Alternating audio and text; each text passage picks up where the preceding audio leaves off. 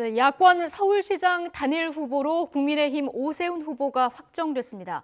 4.7 재보궐선거를 보름 앞두고 여야 대진표가 최종 확정됐는데요. 정치권 이슈 김영준 명지대 교수 그리고 배종호 세한대 교수 두 분과 자세히 분석해 보겠습니다. 어서 오십시오. 네, 안녕하세요. 예, 안녕하십니까. 자, 야권 서울시장 단일 후보. 뚜껑을 열어봤더니 국민의힘 오세훈 후보였습니다.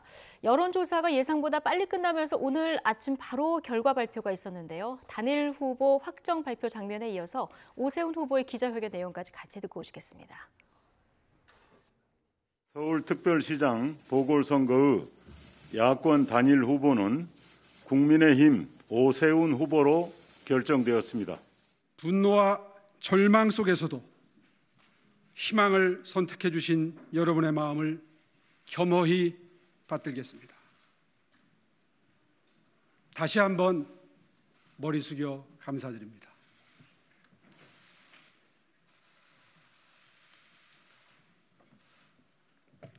안철수 후보님께도 위로와 감사의 말씀을 드립니다. 우리는 단일화 전투에서는 대결했지만 정권 심판의 전쟁에서는 저의 손을 꼭 잡아주십시오.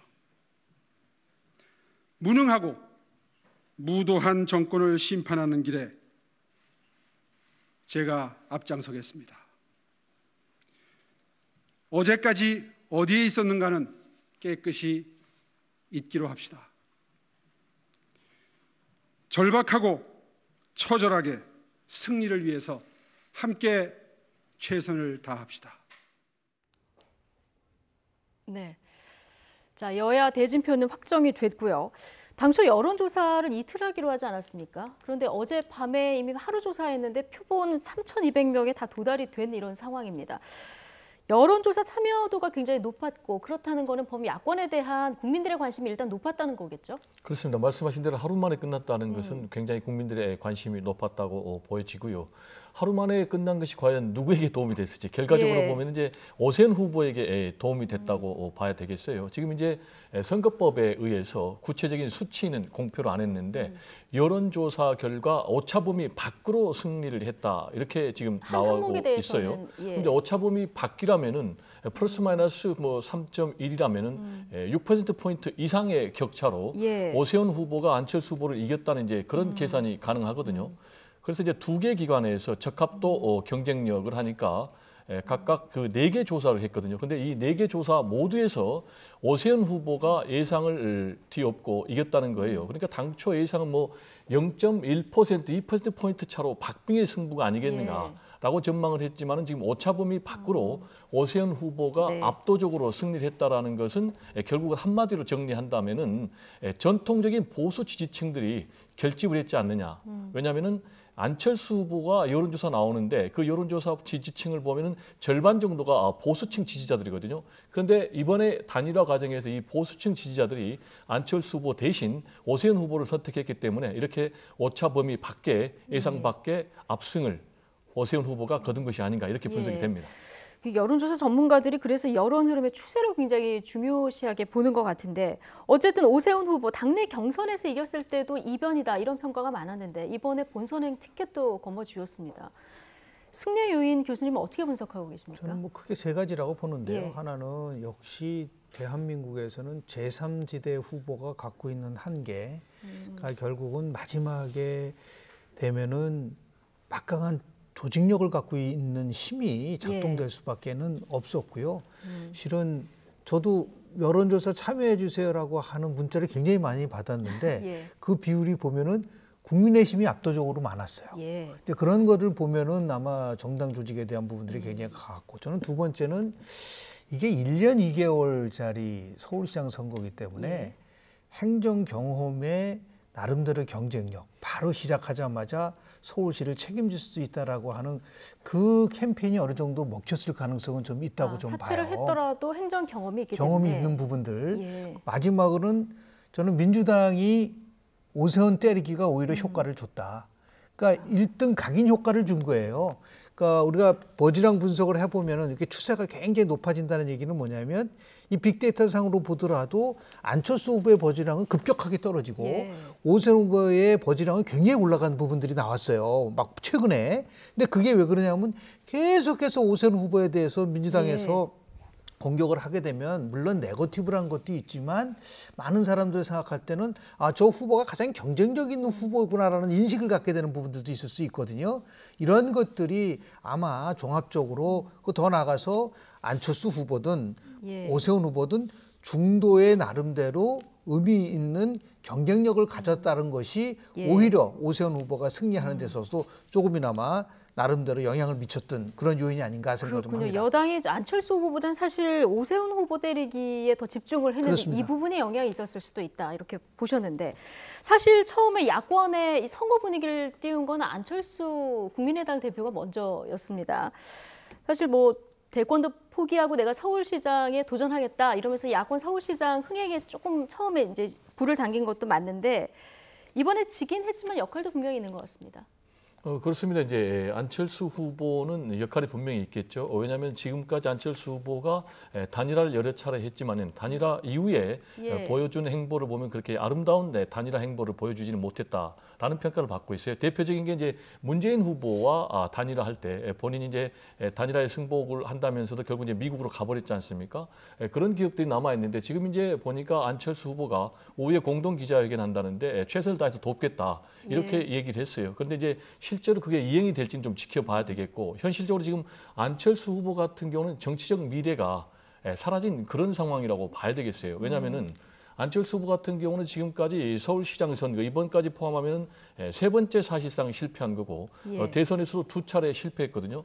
그러면 이제 총 5차례나 실패한 그런 정치인이 되기 때문에 결국 이제 지는 정치인의 이미지가 고착화될 가능성이 있다. 그래서 정청래 의원 같은 경우는 습관적인 패배의 후보다라고 이제 제가 볼 때는 뭐 조롱까지 했는데 이런 상황에서 정치를 과연 누가 안철수 후보와 같이 하고 싶겠는가라는 이제 그런 문제 제기가 남아요. 지금 이제 안철수 후보는 지난번에 단일화 전에도 뭐 대선 도전 가능성을 열어놨지만은 앞으로 본인이 이 어려운 길을 열어 나가기 위해서는 결국 최선을 다해서 아름다운 단일화의 약속을 지키는 것이 가장 첩경이 아닌가 이런 생각이 좀 듭니다. 교수님은 안철수 후보의 단일화 과정에서의 행보 그리고 지금 정치적 미래가 사라졌다 이런 평가를 하셨는데 앞으로는 어떻게 보시는지요? 일단 뭐 안철수 후보가 단일화 과정 속에서 서로 잡음도 있었지만은 지금 뭐 결과가 나오니까 김종인 비대위원장이나 또는 뭐 홍준표 전 대표나 나름대로 그 흥행을 일으키는 데는 성공을 했잖아요. 그래서 지금 이제 안철수 후보는 두 가지의 큰 과제를 갖고 있어요. 이번 이제 단일화 후보로 오세훈 후보가 됐지만 얼마나 적극적으로 자기를 선거운동하는 것처럼 도와주느냐라는 얘기. 기억나시죠? 1970년도 YSDJ가 후보 경선에서 실은 예상을 깨고 DJ가 이겼어요. 그때 김영삼 대통령이 자기 선거 치르듯이 대통령 선거를 도와준 적이 있거든요. 그런 것처럼 적극적으로 도와줄 수 있는 과제가 남아있고 두 번째는 더 중요한 것은 결국은 국민의힘과 국민의당이 빠른 시일 내에 재보궐선거 끝나고 나면 저는 합당의 길을 갈 수밖에 없을 거라고 좀 봐요. 근데 그거를 과연 약속한 대로 지킬 거냐 지키지 않을 거냐라는 문제가 남아있는데 여하튼 그런 쪽으로 가지 않을까 생각을 합니다. 이 오세훈, 안철수 두 사람 단일화 과정에서 나온 갈등, 상처도 좀 상당했는데 이걸 극복하고 함께 선거 운동을 이제 해야 하는 이런 상황입니다. 두 분 말씀하신 대로 안철수 후보가 앞으로 얼마나 적극적으로 우 후보를 도울지 이 부분도 관심인데요. 김종인 비대위원장을 비롯한 국민의힘 대권 잠룡들도 안철수 후보에 대해서 높이 평가하는 발언들을 또 내놨습니다. 단일화 발표 전에 있었던 안철수 대표의 오늘 아침 라디오 인터뷰 발언 그리고 김종인 위원장 발언까지 같이 듣고 오시겠습니다. 그건 당연합니다. 당연합니까? 서로 개인적으로 몇 번 두 사람만 만났었습니다. 예.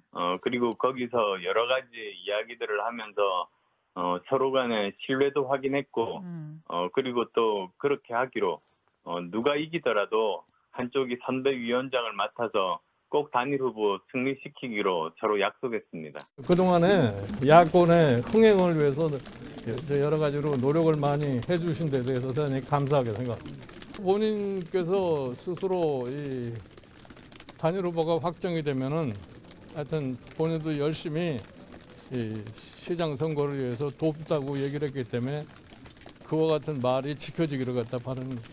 오늘 우리 오세훈 후보가 이 시장 후보가 됨으로 인해서 내가 국민의힘에 와서 할 수 있는 내 소위 기여의 한 90%는 다 했다고 봐요. 이제 나머지 10%를 더해서 오세훈 시장을 갖다가 시장에 당선을 시키면은 그것으로서 내가 이 국민의힘에 와서 할 수 있는 일은 다 하지 않았나 이렇게 생각합니다. 예. 자, 안철수 후보도 이제 패배 인정하고 야권 승리를 위해서 열심히 돕겠다 얘기를 했는데 드디어 김종인 위원장의 입에서 감사하다 이런 표현이 오늘 처음 등장한 것 같습니다. 김종인 위원장 그동안 굉장히 거센 말도 하고요. 그리고 그 보수 원로들한테 비판도 많이 받았습니다. 그런데 결국 오세훈 후보가 지금 승리를 하면서 이분이 왜 선거의 제왕인지 또 한 번 입증했다 이런 분석도 나오더라고요. 그렇습니다. 이번에 오세훈 후보가 후보 단일화에서 안철수 후보를 누르고 승리함으로 인해서 김종인 비대위원장의 그립, 입지는 굉장히 강화됐다 이렇게 봐야 되겠어요. 말씀하신 대로 이제 김종인 비대위원장 하면은 선거의 승리를 대부분 만들어 가지고 뭐 승리의 마술사다 이런 평가를 받고 있지 않습니까? 구체적으로 하면은 이제 2012년 새누리당 박근혜 시절에 본인이 비대위원장을 맡아가지고 대선 승리를 이끌었고 또 2016년에는 더불어민주당 비대위원장을 맡아서 총선 승리를 이끌었는데 이번에 이제 오세훈 후보 같은 경우 사실상 초반에 앵커께서 말씀하신 대로 안철수 후보 비해서 여론에서 상당히 밀렸거든요.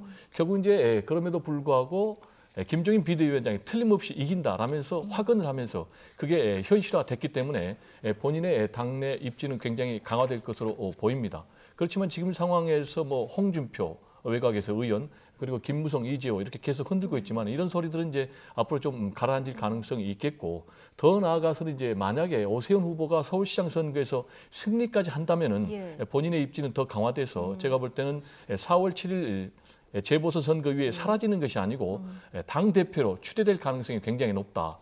그럼 이제 추대가 된다면 어떻게 될 것인가? 본인이 또 중심이 돼서 다음 대선을 준비해 갈 가능성이 있다. 그 과정에서 윤석열 전 총장과 어떻게 협력 관계를 이끌어 나갈지가 주목이 되는 부분이고요. 또 하나는 주변에서 김종인 비대위원장 본인이 대권에 욕심이 있다라는 그런 평가를 계속 하고 있거든요. 그런 부분이 과연 현실화될지도 지켜볼 대목이 아닌가 이렇게 생각이 듭니다. 김종인 위원장, 네, 지금 오세훈 후보가 서울시장 그 야권 단일 후보로 선출되는 데까지 내 역할을 90%는 했고 나머지 10%는 이제 오세훈 후보가 당선되면 내 역할은 끝난다 이렇게 얘기를 했지만 지금 분석은 본인의 입지가 더 강화됐기 때문에 앞으로 대표를 추대될 가능성에 이어서 대권 직접 도전 가능성까지 얘기를 해주셨는데 김영준 교수님 어떻게 보십니까? 저는 뭐 김종인 비대위원장 개인의 관점에서 본다고 한다면 당대표가 본인이 생각하는 게 핵심은 아닐 것 같아요. 당대표가 핵심은 아닐 거다. 킹메이커가 아니라 킹이 되고 싶어 하는 그런 분명하게 나름대로의 뭐 그건 정치인이니까 얼마든지 가능을 한데 앞으로 제가 한 1년 동안에 아무리 못해도 몇 번의 변곡점이 있을 거라고 좀 봐요.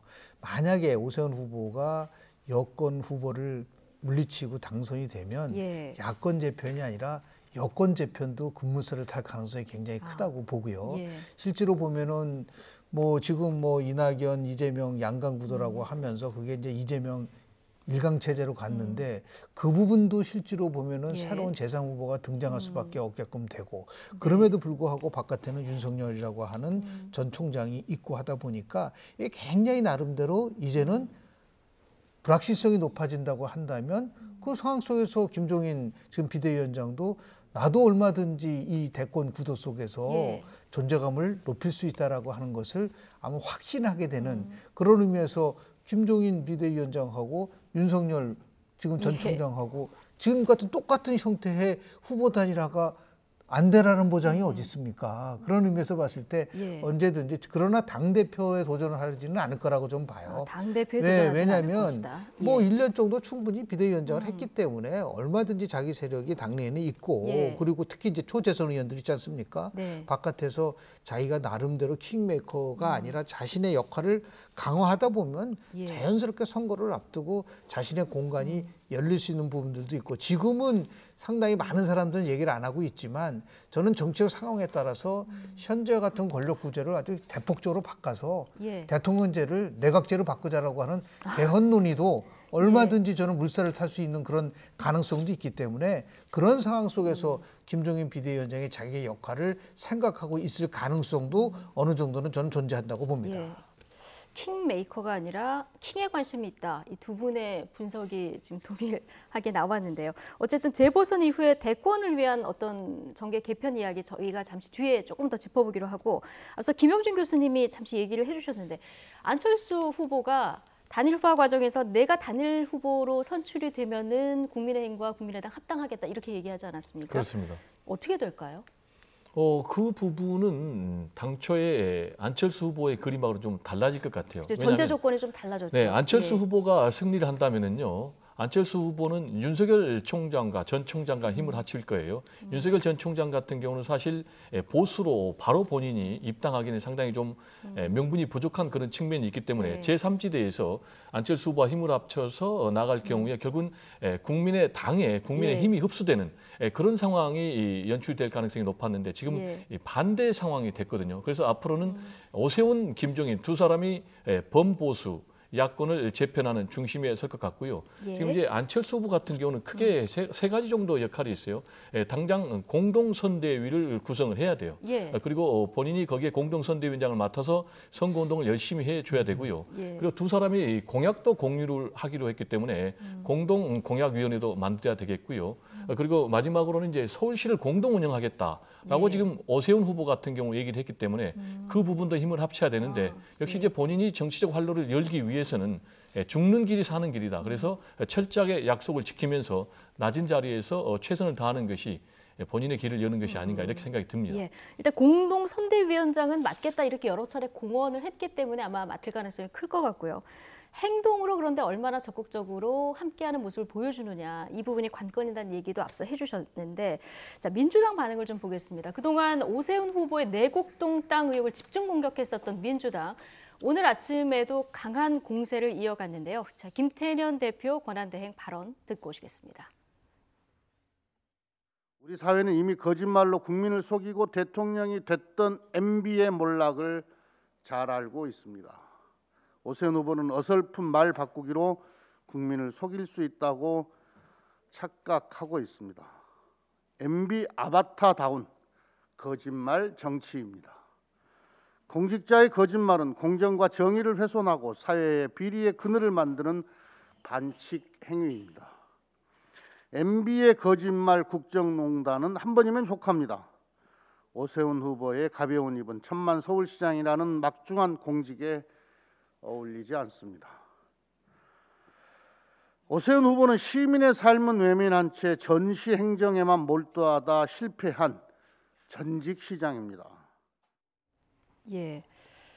MB 아바타 얘기까지 지금 등장했습니다. 앞서 김영준 교수께서 여당의 이런 집중 공격이 오히려 오세훈 후보의 관심도를 집중시켰다 이런 얘기를 해주셨는데요. 저는 그렇게 평가를 하고 있습니다. 다만 이제 최근에 나온 여론조사를 하나 소개하면요. 3월 19일부터 20일까지 서울 시민 1,002명을 상대로 해서 입소스라고 하는 여론조사가 조사를 했기 때문에 95% 신뢰 수준에서 표지 오차는 플러스 마이너스 3.2라는 걸 말씀을 좀 드립니다. 거기 보면은 이미 누굴 찍을지 결정했다라는 비율이 55.2%인데 이미 결정했다. 아직 결정하지 않았다가 41.0%예요. 그러니까 굉장히 아직 많은 숫자가 아직 결정하지 않았다는 거고요. 그리고 계속 현재 후보를 지지하겠느냐라고 하는 비율은 약 74.5%인데 바꾸겠다라고 하는 비율도 24.5%예요. 그러니까 이런 여론조사의 바탕을 둬서 민주당이 지금 계속해서 이제 오세훈 후보에 대한 공격도를 높여가고 있는 거라고 저는 생각이 좀 들어요. 그런데 실제로 보면은 한 뭐 보름 정도 안 남았는데 이렇게 화력을 부동산 문제만 가지고서만 하다 보니까 실제로 국민들은 이 부동산 실패에 대한 부분들이 오히려 잠깐 부동산 문제를 가지고 거론을 할수록 민주당을 연상하게 한다는 거죠. 오세훈 후보의 내곡동 땅을 공격할수록 부동산 문제가 부각이 된다. 그래서 코끼리를 생각하지 말라고 하는 것처럼 잠깐만 부동산 문제를 가지고서 오히려 집중 공격하는 것이 박영선 후보는 여러 가지 정책적 사항을 가지고 지금 행보를 하고 있잖아요. 예. 그걸 오히려 반감시키는 요인이 가져올 수가 있는 부분들이 좀 있어요. 그래서 물론 이제 우리가 이제 네거티브가 어느 정도 영향을 미친다는 것도 있겠으나 이제 여야 모두 단일 후보가 결정이 됐기 때문에 저는 여당도 현재 있는 상황에서 이제 전략적 기조를 좀 바꿀 필요가 있지 않을까라는 생각을 좀 개인적으로 좀 해봅니다. 예. 자, 그런데 민주당은 계속해서 아마 선거 전날까지 공격을 할 것 같습니다. 오늘도 거짓말을 입증할 자료가 넘쳐난다 이렇게 얘기를 했거든요. 이 내곡동 의혹이 오세훈 후보의 발목을 잡을 가능성은 없을까요? 이게 상당히 중요한 이슈가 될 것 같아요. 예. 폭발력이 그만큼 클 수밖에 없는 거죠. 왜냐하면 이제 오세훈 후보가 만약에 이게 사실로 드러난다면은 이것과 관련해서 뭐 관련자들이 양심선언 한다면 나는 후보직을 사퇴하겠다. 예. 더 나아가서 정계 은퇴까지 하겠다라고 얘기를 했지 않습니까? 그래서 만약에 본인의 말대로 뭐 결정적인 증거가 나온다면은 본인이 후보를 사퇴해야 될 수밖에 없는 그런 사안이기 때문에 굉장히 민감한 이슈. 그래서 선거 마지막까지 이 문제가 핵심 이슈가 될 것으로 보이고요. 지금 이제 민주당에서는 계속해서 오세훈 시장이 거짓말했다라는 증거들을 내놓고 있지 않습니까? 물론 이와 관련해서 오세훈 캠프에서도 아니다. 노무현 정부에서도 이걸 고려를 했다라는 또 증거를 내놓고 있기 때문에 진실 공방이 계속되고 있는데 세 가지 점에서 제가 볼 때는 오세훈 후보가 이 카드를 좀 잘못 꺼낸 것 같아요. 첫 번째로는 이 문제와 관련해서 해명을 할 때 오세훈 후보가 이 카드를 꺼낸 건 아니고 이 카드를 이제 제가 말씀 이 카드 잘못 꺼냈다는 얘기는 후보 사퇴 그 부분이죠. 아, 예. 이 문제를 본인이 이제 최초에 나왔을 때 해명을 했는데 그 해명이 사실과 달랐어요. 이게 언제 있었던 일이냐면 2009년도에 있었던 일이거든요. 근데 본인은 2006년도에 있었다. 그러면 2009년도는 어떤 상황이냐면은 본인이 시장에 재임 중이고 그리고 2009년도는 이명박 정권 시절이거든요. 예. 그런데 2006년도는 이제 본인 시장 재임이 아니고 노무현 정권의 시절이니까 자기는 무관하다. 이렇게 해명을 했는데 이 사실 자체가 틀려버린 거예요. 그러니까 상당히 이제 이 부분에 대해서 본인이 지금 곤혹스러운 상황에 처해 있고 그리고 두 번째로 본인은 전혀 몰랐다. 그리고 주택국장 정결을 했다라고 주장을 하고 있거든요. 근데 22만 평에 달하는 그린벨트 해제 문제를 과연 시장이 모르고 했겠는가라는 문제, 그리고 시장이 몰랐다면은 이 또한 상당히 문제가 아니겠는가라는 민주당 측의 공세가 상당 부분 먹히고 있는 그런 상황이고요. 그리고 마지막으로 이 부분과 관련해서 본인이 해명을 하면 되는데 직을 걸었다는 거예요. 그러면 이제 직을 건 것과 관련해서는 굉장히 아름답지 못한 과거가 있는 거죠. 오세훈 후보 같은 경우에 과거에 본인이 서울시장 시절에 무상급식 문제와 관련해서 직을 걸어가지고 결국은 사퇴를 했기 때문에 이 문제는 제가 볼 때 마지막까지 발목을 잡는 그런 이슈가 될 것으로 저는 전망을 합니다. 예, 민주당 공세에 대해서 이제 상세히 설명을 해주셔서 국민의힘에서는 이건 이제 네거티브 공세다 이렇게 규정을 하고 있는 상황이고요. 주호영 원내대표는 앞서 잠깐 언급을 해주셨지만 내곡지구가 노무현 정부 지시라는 문건 이걸 또 공개하면서 지금 진실공방 양상도 벌어지는 이런 상황입니다. 자, 어쨌든 모레 공식 선거운동 앞두고 오늘 이후에 여론이 어떻게 움직일지 이 부분 굉장히 관심인데 현재까지 박영선, 오세훈 양자 대결로 간다고 하면 오세훈 후보가 큰 폭으로 앞서가고 있는 건 맞는데요. 야권의 컨벤션 효과도 뭐 오늘 끝 아니겠습니까? 이게 1대1 구도로 가면 앞으로 조금 많이 좁혀질까요? 어떻게 저는 전망하십니까? 뭐 누차 강조를 하지만 대한민국 선거를 굉장히 집중적으로 보면 양자 대결 구도는 48대 52다라는 48대 52. 그 법칙을 굉장히 많이 얘기를 했는데요. 2011년도 박원순 후보하고요. 그리고 나경원 후보의 당시에 투표율이 48.6%였었는데 득표율 차이는 7.3%밖에 차이가 안 났어요. 그 당시에는 뭐 박원순 후보는 뭐 안철수 후보가 적극적으로 지지를 했었고 단일화에 성공을 했었음에도 불구하고 그 표 차이는 한 7%밖에 안 나거든요. 그런 의미에서 보면은 아마 이번에 투표율은 사전 투표를 하기 때문에 조금 높아질 가능성은 좀 있고 그리고 기본적인 조직이라는 게 다 있지 않습니까? 그런데 여권이 갖고 있는 화력도 굉장하거든요. 그런 의미에서 보면 이제 시간이 흐를수록 이제 나름대로 두 후보가 치열하게 경쟁을 하겠으나 이제 두 가지 면에서 박영선 후보가 조금 지금 이제 악재에 시달리고 있는 부분들은 있어요. 첫 번째는 정권 심판론이라는 것이 굉장히 빠르게 가파르게 지금 올라가고 있다. 오히려 조금 전에 말씀드린 그 조사기관에서도 보면은 여당 후보보다는 야당 후보를 통해서 정권을 심판해야 된다는 비율이 55.3%인데 반해서 38.1%만이 국정 안정을 위해서 여당 후보를 찍어야 된다라고 하는 부분이 네. 있는데 이게 자꾸만 점점 벌어지고 있는 부분들이 네. 있고 두 번째는 문재인 대통령의 지지도가 우리 YTN 조사 결과도 나오지만은 자꾸만 추락하고 있는 예, 부분들. 저희 그래픽이 준비된 거 있으니까 지금 좀 보여주셔도 좋을 것 같습니다. 이런 것들이 아마 이제 박영선 예. 후보, 이것도 보면은 선거 성격에 대해서 국민들한테 물어봤더니 집권 여당을 견제하는 선거가 62.2%, 보수 야당을 견제하는 선거가 돼야 된다가 24.2%가 나오는 것.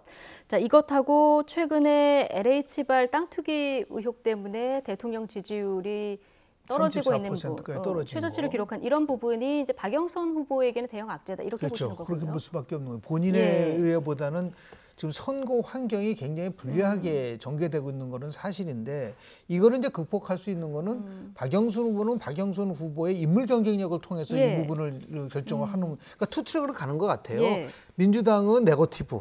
그리고 박영선 후보는 이제 정책적인 지금 무상급식을 유치원까지 확대한다는 그 법안을 공약을 제시하지 않았습니까? 이런 공약을 통해서 하는 부분도 있지만 여전히 이제 여야가 총력전을 피우린다고 한다면 지금 조사 나온 것보다도 상당히 좁혀질 가능성은 커요. 그것이 지금 우리가 얘기해서 또 후보 단일화 최종 전에 오세훈 후보하고 안철수 후보가 굉장히 차이가 많았었잖아요. 근데 실제로 시간이 흘러갈수록 이렇게 좁혀드는 거와 비슷한 거와 마찬가지로 끝까지 지금 이제부터 저는 시작이라고 보고요. 여야가 하여튼 총력전을 통해서 이 선거에 임해야 되는데 현재까지는 박영선 후보에게 불리한 선거 환경이 있는 건 사실이다라는 말씀 좀 드리고 싶습니다. 선거 환경, 악재로 보면은 대형 악재가 있기 때문에 박영선 후보가 좀 불리해 보이는 건 맞지만 박영선 후보의 어떤 후감도 그 개인기로 어느 정도 극복해 나갈 쪽은 좀 지켜봐야 되는 대목이다. 이런 분석을 해주셨는데 여권에서는 이 단일화 이슈가 끝나면 여론 흐름의 변화가 있을 거다. 낙관적인 전망을 하고 있습니다. 박영선 민주당 서울시장 후보 그리고 이해찬 전 대표 이야기까지 같이 듣고 오시겠습니다.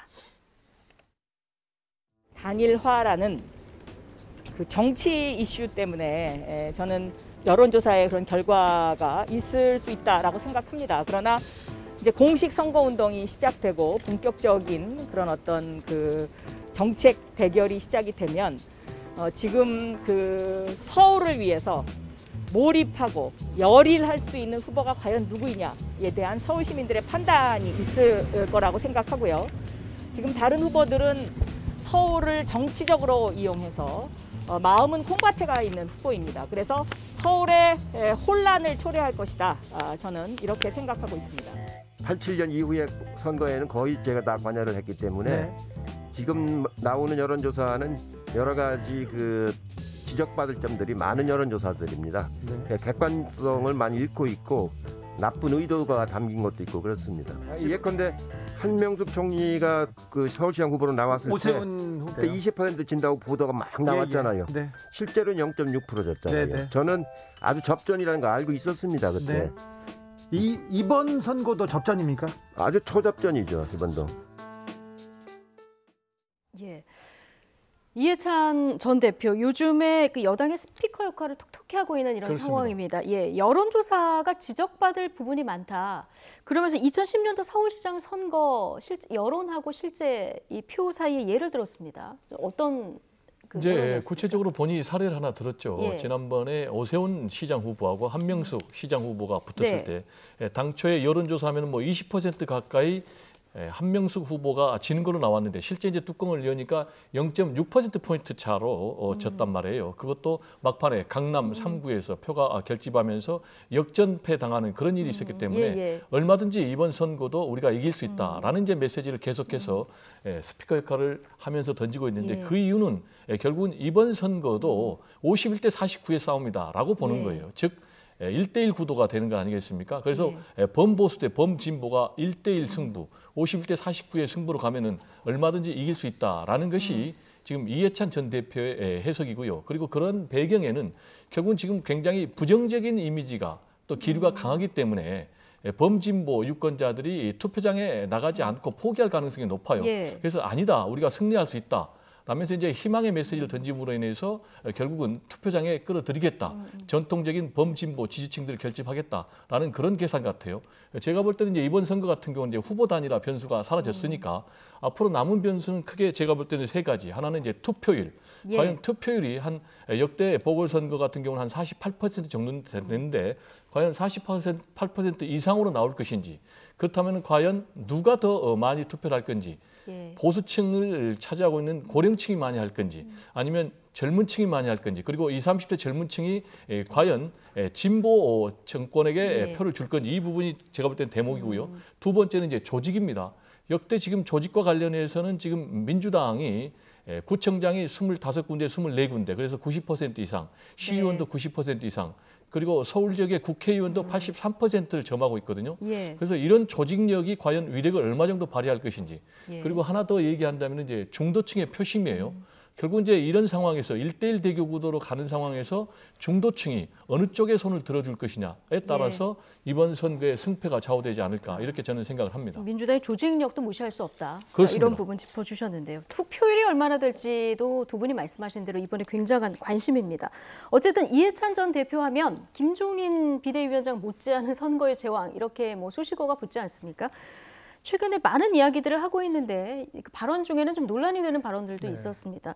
자, 이런 발언들이 지지층 결집에 도움이 될까요? 아니면 이탈하는 데 더 많은 표가 갈까요? 어떻게 보고 계십니까? 글쎄요, 뭐 본인이 뭐 선거를 많이 치렀다라고 얘기를 하고 있지만 최근에 나온 발언은 굉장히 위험한 발언들을 많이 하고 있기 때문에, 왜냐하면 여론조사를 뭐 객관성을 잃고 나쁜 의도를 갖고 있다라는 이런 식으로 얘기를 하는 거는 제가 볼 때는 정치 원로로서는 좀 맞지 않는 발언이라고 좀 보고요. 오히려 저런 것이 지금 마지막 싸움은 결국은 지지층 결집이 아니에요. 예. 누가 중도층을 흡수하냐라고 하는데 최근에 이해찬 전 대표처럼 뭐 선거 거의 다 이겼다는 발언이라든지 등등 발언은 오히려 중도층을 자극시키는 발언이라고 좀 예. 봐요. 그런 의미에서 득보다는 실이 더 있을 수 있는, 그러니까 기대와 우려가 엇갈린다고 민주당 내에서도 나와 있는 것처럼 뭐 특정한 지지층을 위해서 결집하는 효과는 있을 수 있으나 확산한다라고 하는 효과 면에서는 저는 오히려 마이너스 효과가 있을 수도 있는 부분들도 있어서 조금 이 부분은 이제 오히려 외곽에서 하는 것보다는 후보 스스로가 더 많은 얘기도 하고 더 많은 정책도 얘기하고 국민에게 기대와 희망을 주는 그런 부분들이 오히려 더 효과적이지 않을까라는 생각을 좀 합니다. 예. 자, 박영선 후보는 말씀하신 대로 연일 정책 행보를 이어가고 있습니다. 어제는 유치원 무상급식을 공약을 했는데요. 이 무상급식하면 자연스럽게 오세훈 후보가 떠오르는 거 아니겠습니까? 오늘 아침 오세훈 후보의 승리 선언하면서도 그 이 무상급식 부분에 대한 마음의 빚, 이 부분을 먼저 이제 얘기를 했습니다. 어떻습니까? 이 오세훈 후보를 겨냥한 발언이다, 이렇게 직접적으로 보면 이거는 되겠죠? 이제 양수 겸장의 포석이라고 예. 봐야 돼요. 하나는 오세훈 후보로서는 굉장히 아픈 대목이고, 네. 두 번째로 이제 정책적 우위를 점하겠다라는 두 가지 포석이 담겨 있다고 봐야 되겠어요. 아시겠지만 결국 오세훈 시장이 물러나는 것이 무상급식과 관련해서 주민투표를 본인이 직을 걸어가지고 결국 이제 물러났고, 그 이후에 이 무상급식 문제가 초, 중, 고 전 학년에까지 이 확대가 된 시대의 흐름이 됐거든요. 이 부분과 관련해서는 오세훈 후보가 정책적으로 상당히 열등한 또 불리한 입장에 있는 게 사실이고요. 그러니까 이번에 이제 박영선 후보 같은 경우에 유치원들에게까지, 학생들에게까지 지금 친환경 무상급식을 제공하겠다라고 했거든요. 그럼 이제 유치원 학생들이 대략 한 7만 5천 명 정도 된다고 그래요. 그럼 이제 학부모들 또 국공립 사립 유치원에도 영향을 미칠 것 아니겠습니까? 그런 부분에서 상당히 좀 파괴력이 있는 것 같고, 예. 여기에 더 나아가서 본인이 또 재난위로금 전 서울 시민에게 10만 원을 주겠다라는 게 있지 않습니까? 그래서 지금 이제 계속해서 이 부분 보편적 지원, 이 부분과 복지, 관련해 가지고 예. 오세훈 시장 후보를 압박하려는 그런 계산으로 해석이 됩니다. 예, 무상급식 이슈가 이번에도 뭐 큰 영향이 있을 거라고 보십니까? 실제로는 뭐 지난 오세훈 시장 사태의 핵심적인 거는 무상급식에 대한 문제인데, 엄밀하게 따지면 오세훈 후보가 무상급식을 반대한 거 아니에요. 부자 무상급식을 반대한 거죠. 그때만 해도 70%는 무상급식을 하고 부자 30%에 대해서 반대를 했었었는데, 제가 볼 때는 이번 오세훈 안철수 후보의 결정적으로 영향을 미친 계층이 실은 저는 주부 계층이라고 좀 봐요. 예. 주부 계층에서 상당히 높았어요. 조사를 해보니까 안철수 후보보다. 그래서 결국은 주부층을 누가 선점하느냐에 따라서 이 지지율에서 변화가 올 수가 있기 때문에 그런 의미에서 이제 박영순 후보는 이제 유치원 무상급식을 치고 나온 거고 예. 어떻게 하든 간에 오세훈 후보도 이제 후보 단일화가 됐으니까 정책적 경쟁을 하지 않겠습니까? 예. 오세훈 후보가 얘기하는 이제 부동산 정책이라든지 아니면 지금 얘기하는 복지 정책 이런 등등과 관련돼서 나름대로 자신의 그런 의견을 제시를 하겠죠. 다만 그래도 5년간 서울시정을 했기 때문에 나름대로 그 면에서는 경쟁력을 갖출 수 있는 부분들이 있기 때문에 앞으로 남은 기간 동안에 두 후보가 치열하게 정책 경쟁을 펼칠 수 있는 가능성은 굉장히 높지 않나라는 생각을 좀 합니다. 예. 자, 서울시장 선거 끝나고 나면은 바로 이제 대권 전국으로 넘어갈 텐데요. 앞서 하다 못한 이야기 여기서 조금 더 해보도록 하겠습니다.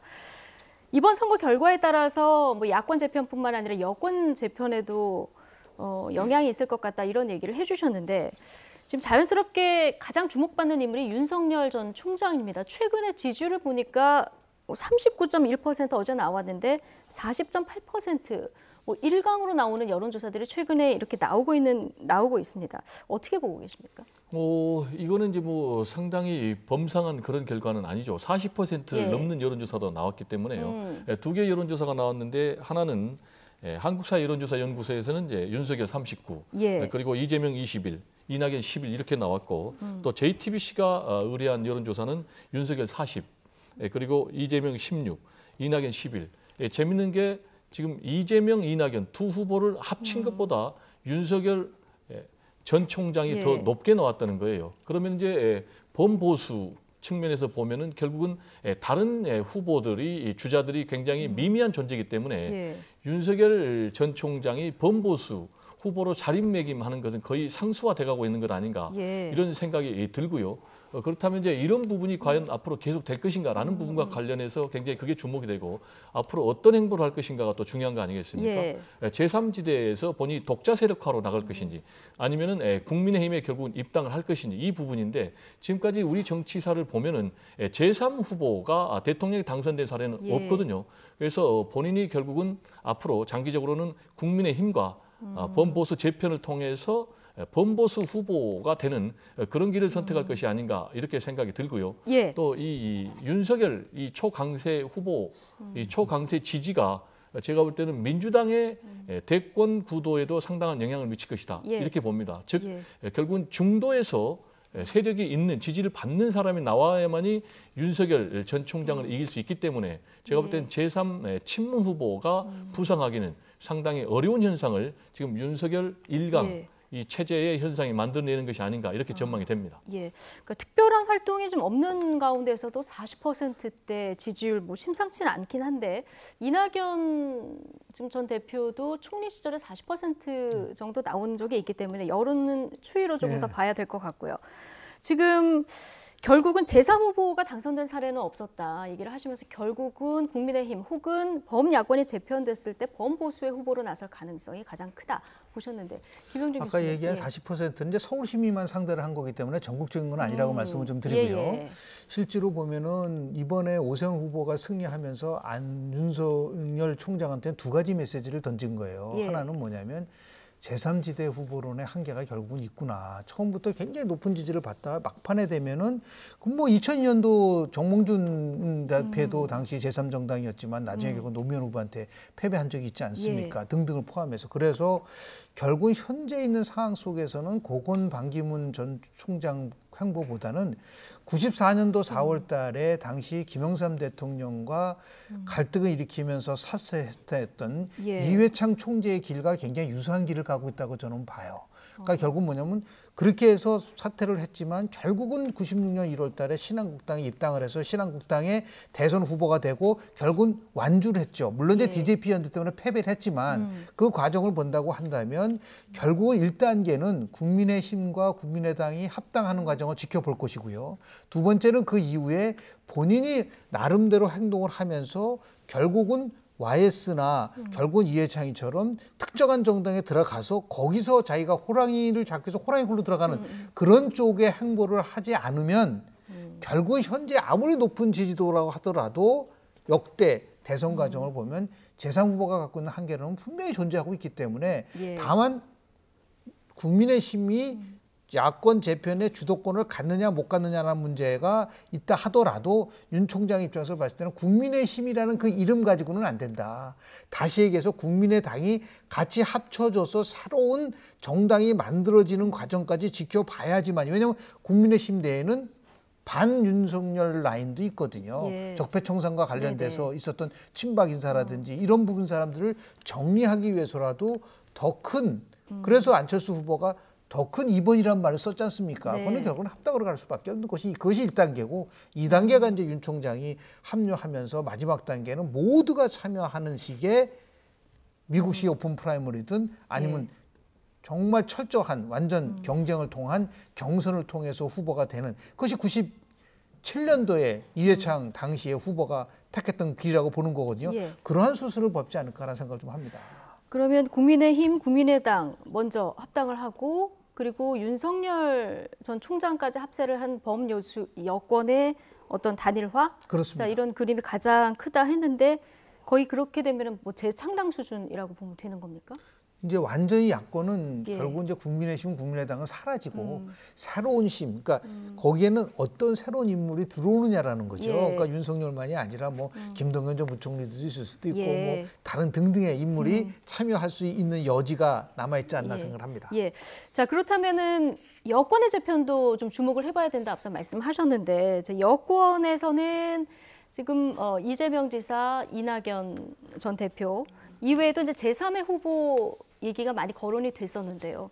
앞으로 좀 주목해 봐야 될 인물은 누가 있을까요? 이제 결국 이제 친문 제3 후보론이 계속 거론되는 그 중심에는 정세균 현 총리하고 그리고 이제 386 예. 세대 이 두 부류가 거론이 되고 있는데, 아까 제가 말씀드렸지만은 지금 윤석열 전 총장의 초강세, 뭐 전체적으로는 아니지만 이번 나온 여론조사 서울 시민 상대로 해서 일강의 입지를 차지하게 되면요, 결국은 이쪽에서 승리할 수 있는 대항마가 나와야 되는데, 예. 윤석열 전 총장에게 승리할 수 있는 대항마의 기본 조건이 중도층의 외연을 확보할 수 있는 그런 사람이 나와야 되거든요. 그런데 친문의 제3 후보로는 이 요건을 충족시킬 사람이 상당히 희박하다. 그렇게 되면은 역설적으로 친문이 좋아하지 않는 이재명 현 지사의 입지가 더 강화될 가능성이 굉장히 높다. 저는 이제 그렇게 전망을 하고요. 예. 그러면 이제 그 사이에 상당한 변수가 있는 게, 일단 오세훈 후보가 승리를 하지 않고 안철수 후보가 승리를 했다면은 윤석열 총장 같은 경우는 정치적인 선택, 입지가 굉장히 넓어졌을 거예요. 그러나 오세훈 후보가 승리했고 단일화해서, 그리고 또 서울시장 선거까지 승리하게 되면은 당장 윤석열 전 총장 같은 경우는 김종인 그리고 오세훈 두 사람과 협력자 동시에 경쟁자 역할을 해야 되는 그런 어려움이 있어요. 그래서 본인이 이 사람들과 같이 국민의힘이면 국민의힘, 새로 야권이 재편되면은 그 세력 안에서 결국은 본인이 살아남아야 되는 그런 숙제가 남아 있는 것이 아닌가, 이렇게 저는 분석을 합니다. 알겠습니다. 재보궐선거 아직 안 끝났는데요. 대권 구도 얘기까지 지금 잠시 다녀왔습니다. 오늘 두 분 말씀 여기까지 듣겠습니다. 김영준 명지대 교수, 배종호 세한대 교수 두 분과 함께했습니다. 고맙습니다. 네, 감사합니다.